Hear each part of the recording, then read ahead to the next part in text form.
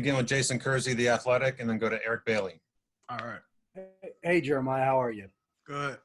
I got to ask about the pass on the first drive that Spencer hit you on. I mean, it seems like he put it in pretty much the perfect place and did it on the run. Can you take us through that play and how good of a pass that was? Well, you guys saw he looked at his read to the right, wasn't there. And from my perspective, it's just keep playing and keep playing. Coach Riley always talks about go out there and make plays. And Beamer emphasizes always play to the end of the whistle. So that's what I did. We rolled out. I rolled out with him just like we would do in practice. And he made a throw. I made a play. And the rest is history. Were you at all disappointed that you didn't score the first touchdown this year? Just a little bit. Man, I really thought I was going to have it. That would have been 2 years in a row. Thanks. Okay, Eric Bailey of the Tulsa World, and then Ryan Aber. Hey, Jeremiah. Jason really just took a little bit of my question about the first touchdown of the year. I thought that was interesting as well. So, question I just asked Theo just a second ago, a positive test can now mean the loss of 1 or 2 games. What kind of mindset do players have to have when they're taking up to 3 tests a week and then you have to wait for results? Can it be an anxious moment for you guys? Yeah, it can. It definitely can, just because at the end of the day, no matter what you do outside of the facility, there's still a little bit of, well, what if I do have it, We can wear our mask all day long. And 9 times out of 10, if you do the right things, social distance and wear your mask, you're going to be fine. But it can be stressful to a certain extent, especially when you see your teammates missing time and that impacts them.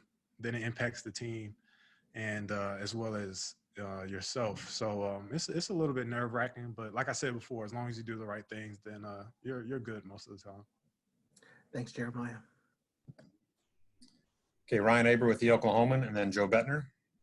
Yeah, Jeremiah, how hard is it to do the right things all the time, especially when you see, other students on campus sort of acting normal at times and y'all, aren't able to do that?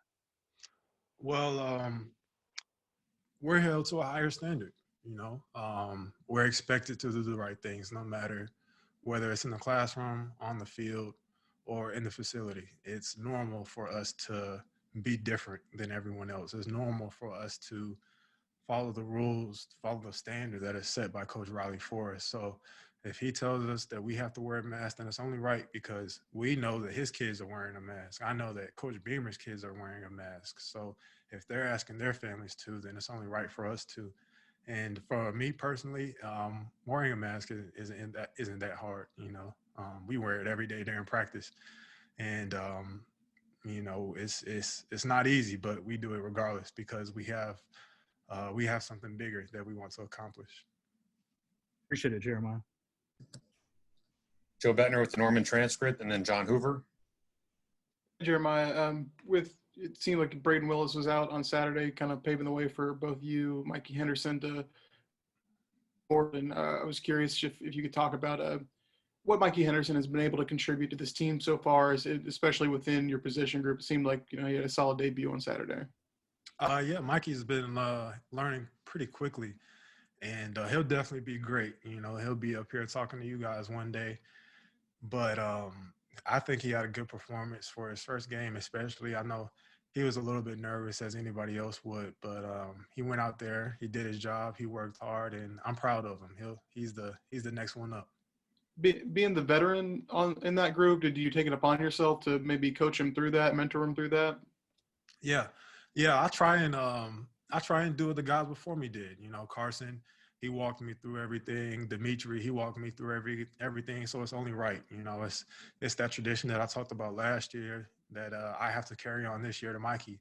And so a lot of times I just try and let him play because he's a great player. He'll naturally figure it out. But there are some things, as you just said, that a veteran needs to explain to him, and I try and be that guy.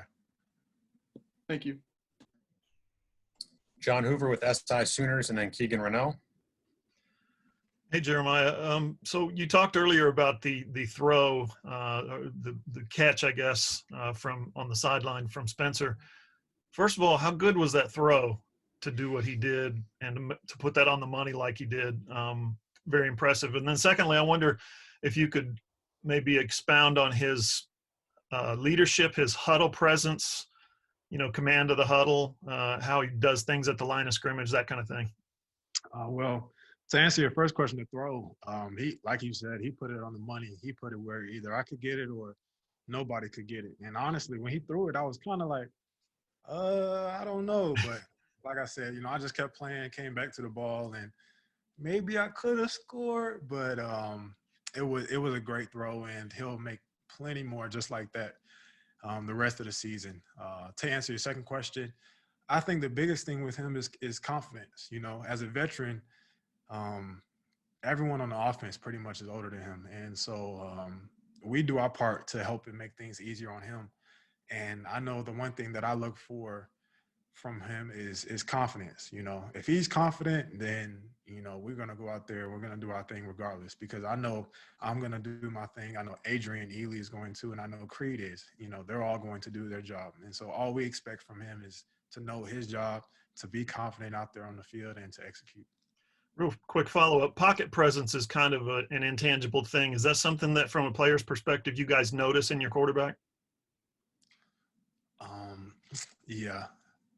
He's so you're asking, is he comfortable sitting in the pocket? Is that what you're trying to get to? Managing where the pressure might be coming from, or before the play happens, maybe he's getting information from the sideline or something like that. That whole persona kind of being the Oklahoma quarterback. Oh, okay. Yeah. It's that's just going back to us practicing that every day. Like I said, Creed's gonna hold it down. He's gonna make sure the line is going to where they're supposed to be.